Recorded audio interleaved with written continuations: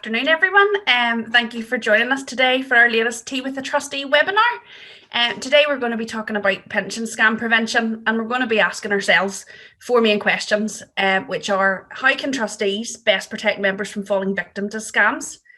How can trustees best follow the principles of the Pension Scams Industry Group Code of Good Practice? Our thoughts on the pension regulator's pledge to combat pension schemes, and whether and when to report any concerns in relation to potential scams. We have also requested and received some questions in advance from registered attendees today, and we will include these through our conversation because indeed many of them dovetail with what we were already intending to cover.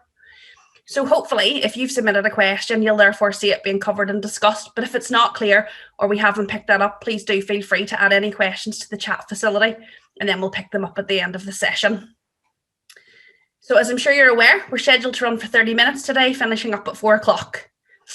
So now, let me introduce myself. My name is Victoria Phillips. I'm an accredited professional trustee with Dalriada. My background is that I entered the industry as a pensions administrator initially before moving into the trusteeship. And for me, that administration background gives me particular interest in scams because it's certainly an area where administrators and trustees do need to work very closely together. I'm joined today by my colleague Neil. So Neil, if you'd like to introduce yourself. Thanks, Victoria. Hi, I'm Neil Copeland, and I'm a co-founder and director of Dalriada Trustees Limited. As some of you may be aware, Dalriada has been appointed as a trustee with exclusive powers to well over 100 schemes where the pensions regulator has concerns that scheme assets have been misused or misappropriated.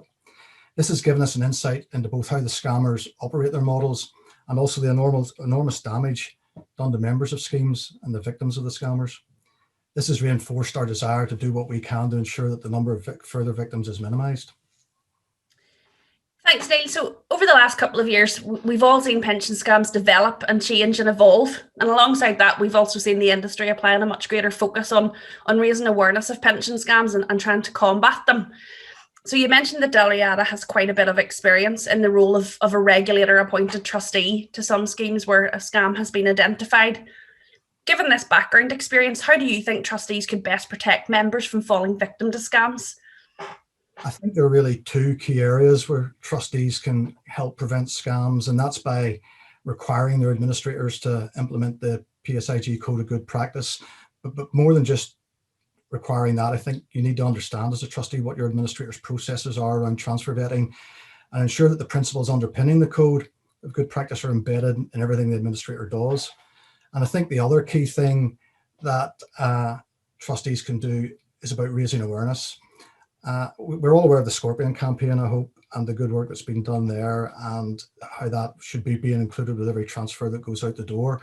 But I think trustees and administrators engage with members at many more points, and it's always worthwhile emphasising to members the risks around transfers, highlighting what the red flags are, and just generally making members more aware of the fact that there are scammers out there who are looking to separate them from their hard-earned pension.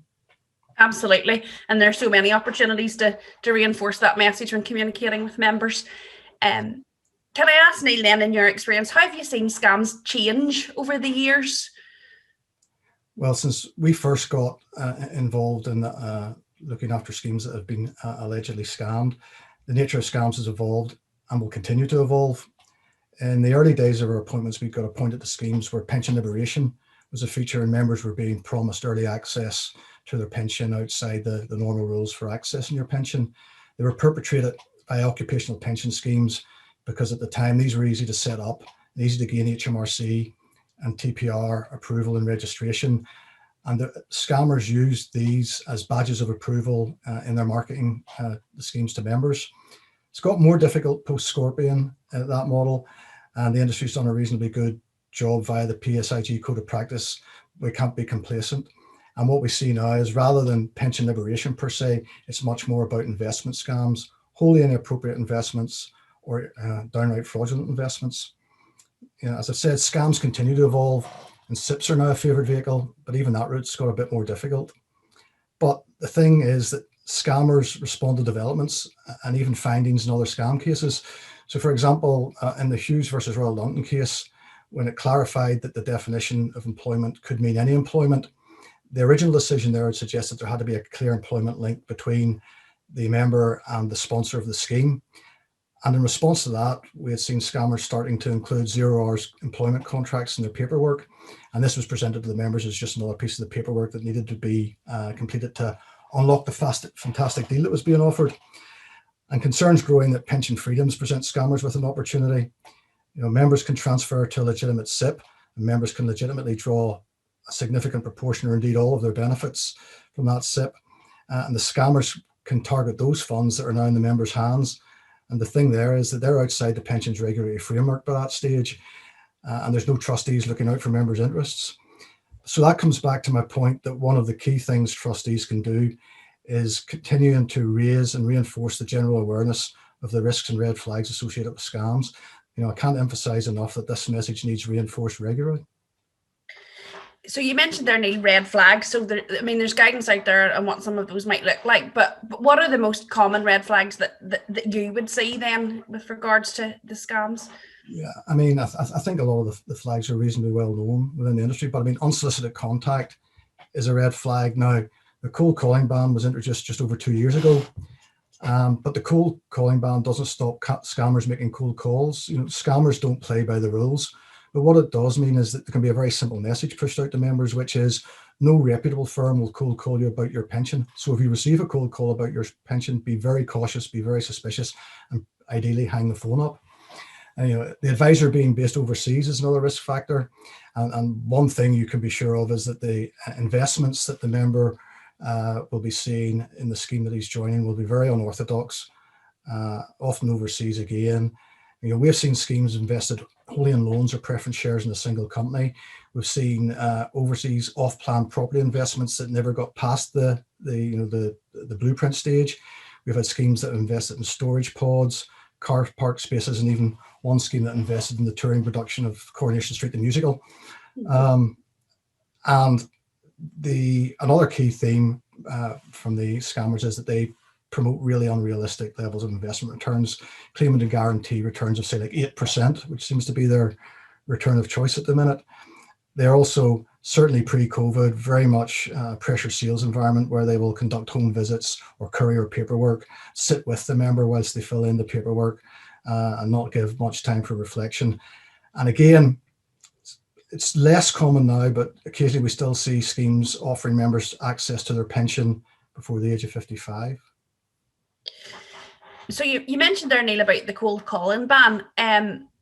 So in light of that and considering the evolution of pension scams, how are members typically being drawn into these scams now?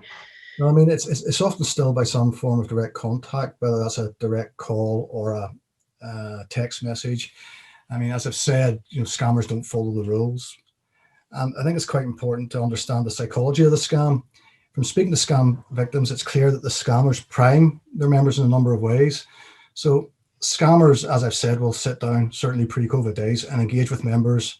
They'll tell the member that their current pension is frozen, which is a term I've always disliked, or is making uncertain and poor returns, and that the current scheme doesn't really care about the member, and it's time for the member to take control of their money. And they tell members correctly in most cases that they've got a right to transfer their money.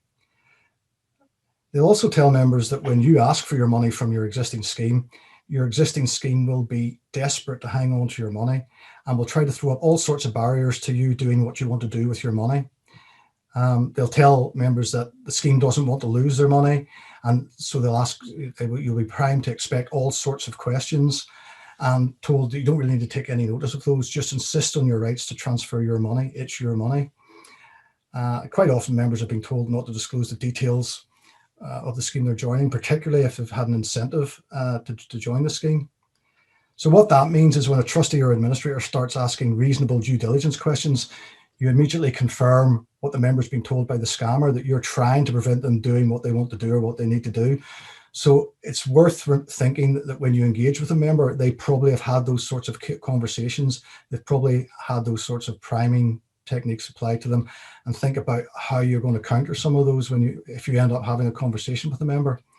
You've got to remember that these scammers are plausible people and skilled in high pressure sales techniques. So they'll have the glossy brochure, and they'll have reasonably impressive looking websites they can direct members to. Now, I would like to think that a lot of those websites would create flag red signals for members of the pensions industry, but for your average pension scheme member, they look very credible. Yeah, absolutely. We've got the PSIG Code of Good Practice, which you mentioned briefly earlier. So what do you think trustees, or how do you think trustees can best follow the principles of that Code of Good Practice? I mean, I think it's key to really sit down with your administrators and understand their processes around transfer vetting, as I said earlier. I think it's not sufficient to just accept that your administrator is doing that for you. I think you really need to understand what they're doing on your behalf. And I mean, the code's absolutely key to what trustees should be doing about scam prevention, but I think we still have some work to do on how that code is consistently applied across the industry. And I think trustees have a role to play in that. Yeah, absolutely. So as a trustee, I've seen a number of anti-scam checklists being presented from various administrators recently.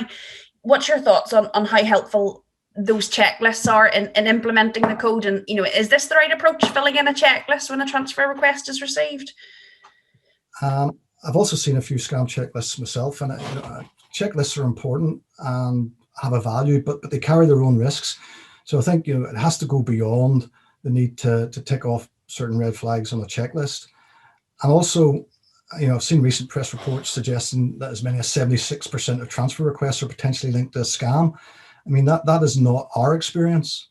The vast majority of transfers we see are where a member wants to proceed to a scheme or a provider that are known to us as a bona fide scheme or provider. And I've also seen transfers flagged on one of our schemes as a potential scam risk on the basis of one of the red flags we might have talked about earlier, without much of an attempt in that case to explore the red flag. And don't get me wrong, if a red flag is detected, I would expect the administrator to investigate it. But I also think if a case has only triggered one red flag, there's a reasonable possibility that on investigation, the administrator will be able to satisfy themselves that it's not a problem case. And I would equally expect that if the administrator wasn't satisfied, that single red flag would be flagged to the trustee. I think there needs to be a balance, and I believe the code actually supports this, between managing the risk of scams and preventing scams and not unnecessarily delaying bona fide transfers, which, to say again, bona fide transfers are the majority of transfers that we see crossing our desks. But as I've said, you can't be complacent, and it's better to err on the side of caution. So if there was one unresolved red flag, I think that should be raised with the trustee and the trustee's input sought.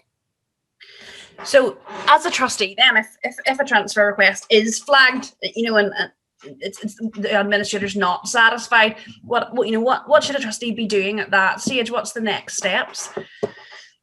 Well, I think if a transfer request is flagged as being of concern, I think the trustees need to understand the context. They need to engage with the administrator to understand what the particular concerns are, why the administrator remains concerned, and what steps the administrator's taken to investigate what member engagement has taken place between the administrator and the member, and what the member's response has been. I think it's key. Trustees should communicate their concerns to members where they believe there's a high risk of a scam. You should write to the member and put your concerns in writing, but I think trustees should be prepared to speak to members directly where there are serious concerns. So an area that I'm particularly interested in personally is the member engagement piece. So what experience have you with member engagement? What sort of reactions have you been getting from members? I think we've seen a range of responses where we've engaged with members. A minority, unfortunately, have remained insistent that they want to proceed with the transfer and won't be dissuaded from the course of action that they're on. But we've had other conversations from members where they genuinely hadn't considered the possibility of the proposed transfer being a scam. They're grateful to have been alerted to it. I mean, we've had members have withdrawn transfer requests on the back of an intervention. But I think it's key. It's really important to keep a record of all the communication you've had with a scheme member, including a record of any phone calls. This ensures that you can show you've done everything possible to warn the member of the risks. And that's important, because if the member subsequently makes a complaint to the Pensions Ombudsman that you failed to take sufficient steps to warn them of the risks, hopefully your records will be able to allow you to contradict that with the Ombudsman. Yeah, it's great to hear positive stories where members have revoked transfers. But taking the case of insistent customers, so it's certainly something that I've come across where a member's been quite insistent that they want to transfer, and given that members do have a statutory right to transfer, what's your thoughts on how you deal with members in that scenario? Yeah, I mean that's a challenging area. So if a member is insistent that a transfer must proceed, and the administrators and the trustees have serious concerns, and that member has a statutory right to transfer, I think my earlier question, it's really important that you can clearly evidence the steps that have been taken to raise those concerns with the member, and the trustee has done what they can to satisfy themselves that the member has understood those concerns and the risks that the trustee and the administrator believe are associated with the transfer. I mean, the Pensions Ombudsman has shown that where it considers schemes haven't adequately engaged with members around the risks of a particular transfer, it can and will require scheme members to reinstate, or sorry, trustees to reinstate members. In a case where the members lost most or all of their pension fund, the cost of reinstatement falls pretty much fully on the scheme that has to do the reinstatement. So I think the priority here has to be about trying to protect the members. But if you get a point where you've got an insistent member, then at that stage, I think it's reasonable for trustees faced with an insistent member to look to protect the scheme. So I think if it's a statutory transfer value that you're dealing with, make sure the statutory transfer process has been followed to ensure that you benefit from the statutory discharge process. You can seek an enhanced discharge from a member on transfer, but as I understand it, you can't actually require a discharge to be signed by the member as a condition of transfer where the statutory process has been followed. If it's a non-statutory transfer, you need to check the rules of your scheme and see what powers, if any, you have as a trustee to decline the transfer. And if you've done all that, then it's very difficult for trustees to deliberately breach legislation. I remember having a conversation with a lawyer, and they said, well, you could just not pay the transfer. Says, but I find it very difficult to advise a client to break the law. And that is very difficult for trustees. And I would also say you should then report your concerns to through the appropriate channels. So interesting on the topic of reporting. I mean, there's been some negative publicity recently around action fraud. Do you think that it is a valuable exercise to report concerns? I mean, the current guidance is that if you're concerned about a potential scam, you should report it to Action Fraud. I think in Scotland it's slightly different. It's Police Scotland or Advice Direct Scotland or the Financial Conduct Authority, or you can report any intelligence or concerns direct to the pensions regulator. I mean, I've also seen the negative publicity around Action Fraud. Now, there's also Project Bloom, which is a multi-agency task force, which is now led by the pensions regulator, aimed at tackling pension scams. Now, that Project Bloom is described as voluntary and unfunded. And I think, if we're serious about dealing with scams, that's an area that needs looked at. But having said that, there's a lot of frustration amongst victims of pension schemes that scammers are perceived as getting away with it. I mean, we see it in the cases we get appointed to where familiar names resurface. And frankly, I find it a bit frustrating that it doesn't seem that stricter action is being taken against some of the individuals involved with these scams. Now, having said that, there's been a sea change in TPR's approach in the last few years, and we're seeing TPR being much more prepared to launch criminal prosecutions on its own right, and including exercising warrants to enter property and seize files and computers in its own right.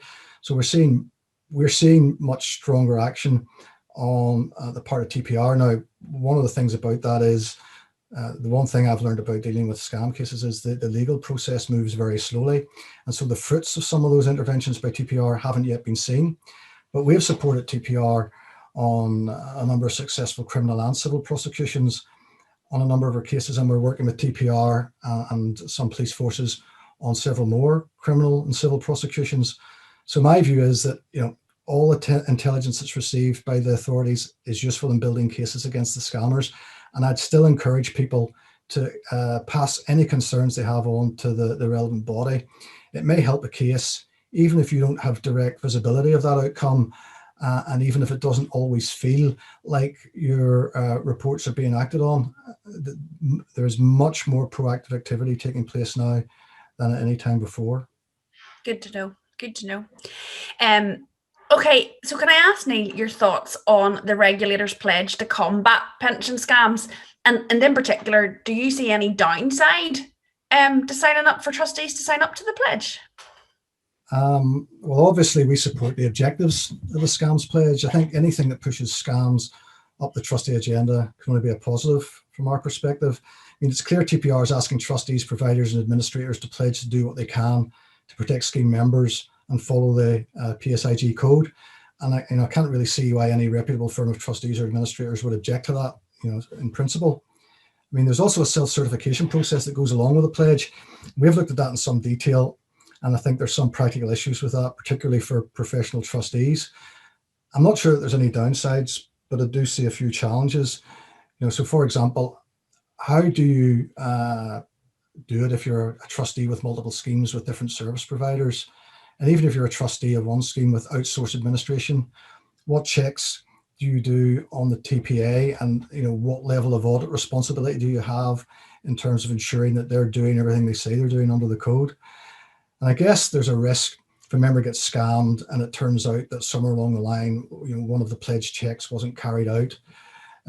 You potentially are leaving yourself open to a fairly unfavorable TPO decision. But actually, I think in the current climate, you're going to be exposed to that unfavorable TPO decision anyway.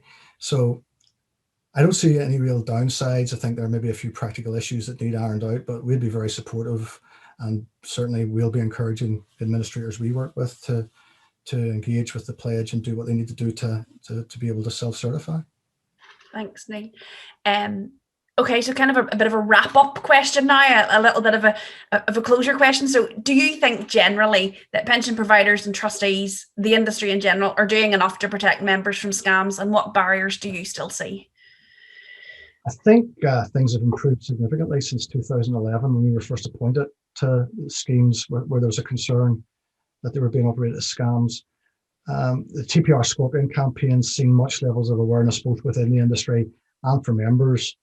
And the PSIG code, as I said, is a fairly key plank and has been largely embraced by the industry, which is all very positive. I think the introduction of the requirement for DB transfers greater than 30k to the members have to seek financial advice is a positive development. But we shouldn't lose sight of the fact that 29k is a lot of money for some people, and also it doesn't seem logical to me that a £150,000 DC transfer value has got less protection than a £150,000 DB transfer value. So I think we've come a long way, but we shouldn't be complacent. As I said earlier, scams have tended to change and evolve, and there may be a concern now about funds being targeted once members have actually drawn them down. But it's not impossible that scammers will come up with another angle that allows them to target pension schemes and pension scheme members. And we always need to be on the lookout for how scams might develop in the future. One of the biggest barriers for trustees to preventing scams to date has been the unfettered statutory right to transfer. And I think the Work and Pensions Committee has recently held a consultation on pension scams, and a number of submissions, including the submission we put in jointly with Pinson's, highlighted that as a major continuing risk. The positive news there, or the potentially positive news there, is that the Pension Schemes Act 2021, which is now through Parliament but just waiting for royal assent, or at least it was at lunchtime when I last checked it, has draft provisions which will remove the statutory right to transfer in prescribed circumstances where certain red flags are identified, and these red flags are going to be set out in regulations. So depending on the precise regulations, this may be the most effective step yet in allowing trustees to prevent transfers where there's a serious concern. The devil will be in the detail. There'll be a lot of concerns about how well trustees are protected where they decide not to take a transfer value, but there seems to be a willingness to tackle this point now, and I think that will help reduce fraudulent transfers further. Thanks, Neil. So you'll be pleased to know that I don't have any more planned questions. So I'm just going to sum up some of the main stuff that we've talked about now, and then we'll see if there's been any other questions submitted. So if I link back what we've discussed into the sort of 4 main questions I posed at the start, I think number 1, trustees can best protect members from falling victim to scams by raising awareness of scams at every opportunity, and also ensuring that the principles of the Code of Practice are fully embedded in the admin process. I think that trustees can best follow those principles by properly understanding what administrators' processes are around transfer vetting, recognising that there is still some work to do to ensure that's consistently applied across the industry. Point number 3, we fully support TPR's pledge out to combat pension scams. Anything that pushes scams up the trustees' agenda can only be a positive, but we do recognise some of the challenges for professional trustees at the moment. And on reporting, all intelligence received is useful in building a case against scammers. So we would strongly encourage anyone with concerns to pass them on, and it may help a case even if there's no direct visibility of that outcome. Okay, so that comfortably leaves us a few minutes for questions, if there are any, Susan. There are a couple here, so if I just read them out. I've heard that some scams involve transferring initially into a reputable scheme, but then transferring them on from there again immediately into the scam scheme. This suggests looking at the location transfer values are going might not be good enough protection. Do you think that trustees should dig deeper than just the paperwork by calling and speaking to members? That's the first question. Yeah, I mean, I think if it's transferred to another reputable firm, you would hope that that reputable firm would then have checks in place for the next step of the transfer. I think where there is a concern is, as I've mentioned earlier, because of pension freedoms, those pension freedoms allow members to draw pretty much all of their pension in one go if they want. Now, I know there's all sorts of tax consequences if they do that, but what it does mean is you're going to see members with significant sums in their hand, and those members will be targeted by scammers. And I think that's the challenge, which is why I come back to raising awareness with your members now when they're members, so that should they transfer out for legitimate reasons and draw their benefits, they're at least aware of the risks and the fact that the scammers are out there looking to target them and their money. As I say, I think if there are real concerns about a transfer, you should engage with the member, but there has to be a balance. So for example, if you get a transfer in, it's going to a personal pension with one of the large reputable insurers, you would be relying on those large reputable insurers to do the due diligence at the next step, where members maybe transfer onto another scheme in the way it was cited there. I think the bigger risk is where the next step is for members to draw down the money and it's completely without the pensions regulatory environment. But certainly, if on a transfer from your scheme or from a scheme that you're dealing with, you've got concerns, talk to the member. Okay. And the final question that we've got in at the moment is, what developments are you expecting in the recent fraud compensation fund case that Dalriada was involved in? Yeah, that was a very positive case from the perspective of members of the schemes that we've been appointed to. We've kind of focused on prevention on this call. I mean, there's a very big issue out there to be dealt with in terms of members who have already been scammed.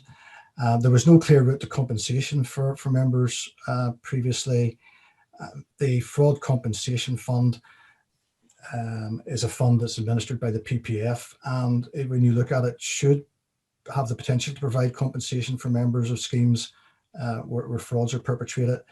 There was some grey areas, some uncertainty, particularly around the eligibility of schemes to access the Fraud Compensation Fund. And we had a dialogue with the PPF because the PPF wanted to resolve the issue around eligibility as much as we did.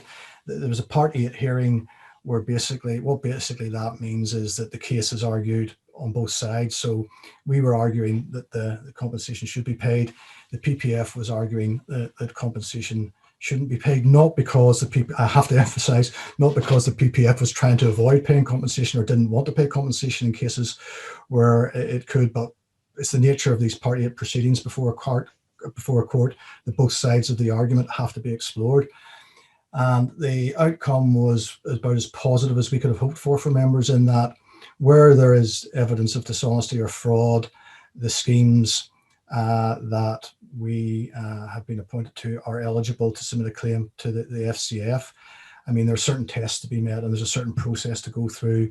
The FCF is a claim of last resort, which means we have to have exhausted other avenues of recovery largely before we can submit a successful claim. And we're working through the ramifications of that with the PPF at the moment, but we would hope that that's a very positive outcome for members of some of the schemes that we're involved with, and that compensation will ultimately be paid via that to members who have been defrauded of their pensions by scammers. I mean, we engage with a lot with the members on our schemes where members have been scammed, and quite often, you know, people have, particularly in the early days when people were looking at liberation, these people were generally fairly vulnerable people who were accessing money from their pension scheme because they couldn't access it any other way. And we have seen at a very personal level that, you know, the devastation that causes. So it felt like a good day when that judgment came through. Clearly, we need to get the claims processed, and we're working with the PPF to do that. But that was a good day for people who've been the victim of pension scams in my book.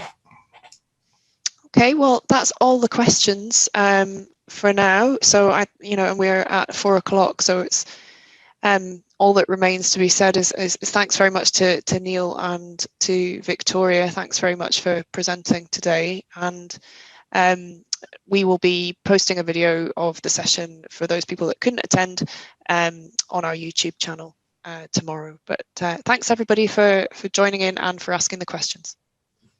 Thanks. Bye. Goodbye.